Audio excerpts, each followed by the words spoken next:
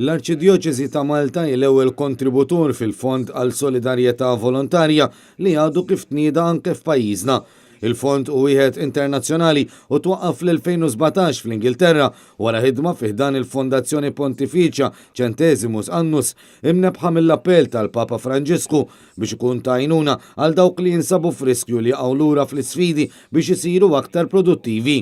It-tnedija tal-fond f'pajjiżna saret waqt konferenza tal-aħbarijiet mill-Isqof Awżiljarju Monsinjur Joseph Gallia Kurmi, l-eks gvernatur tal-Bank Ċentrali u ċermen tal-Bank Malti għall-Iżvilupp, il-Professur Joseph Bonnici u t-Teżorier Mario Gallia.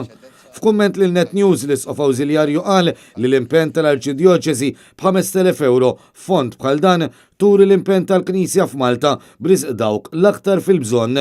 Mbagħad meta tħares lejn diversi nies oħra, inti ndunna li mhux sempliċement hemm bżonn għajnuna ta' darba jew tgħinhom għax għandhom bżonn l-għajnuna dak il-ħin, imma trid tgħinhom ukoll biex huma jħarsu l-qudiem u jistgħu jieħdu f'idejhom biex hekk il-futur tagħhom jitlu responsabbli u tgħinhom dak li għandhom bżonn biex jaqdu din ir-responsabilità.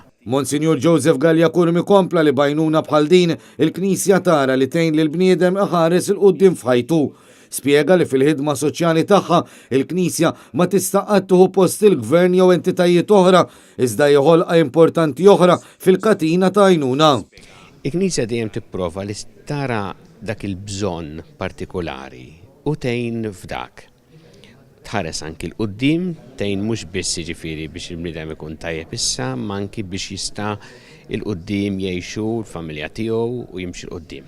Min-naħa tiegħu, il-Professur Joseph Bonnici spjega li l-fond se jkun qed jipprovdi mezz kif persuni jaqilgħu l-għajxin tagħhom billi jingħataw il-qasba proverbjali biex wieħed jitgħallem jistat aktar mill-ħuta mingħajr ma jitgħallem. Kien għalhekk li hu appella lil dawk li jaqilgħu aktar milli meħtieġ għal ħajja komda biex jikkontribwixxu b'mod volontarju għal dan il-fond. Il-fond se jitħaddem minn bord ta' amministraturi iffurmat mill-Professur Bonnici u minn Mario Gallia, kif ukoll mis-Segretarju Amministrattiv tal-Arċidjoċesi Michael Paceros.